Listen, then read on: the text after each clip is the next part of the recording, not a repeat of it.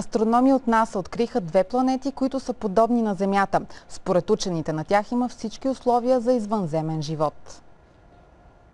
С помощта на мощен телескоп на Американската космическа агенция, учените установиха, че двойниците на Земята отговарят по много условия за потенциалното наличие на живот.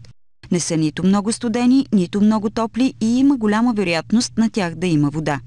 Планетите се намират в орбитата на Слънцето Кеплер-62. Те притежават идеалният размер и идеалното разстояние от тяхното Слънце, твърдят учените от НАСА. Двете планети са малко по-големи от нашата. За сега не може да се каже със сигурност дали повърхността им е покрита от твърда почва или вода. В края на 2011 година НАСА потвърди със сигурност наличието на първата планета с потенциални възможности за живот на нея извън Слънчевата система.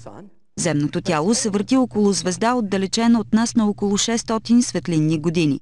Големият размер на тази планета обаче буди съмнение дали тя е от твърда материя, газообразна или течна.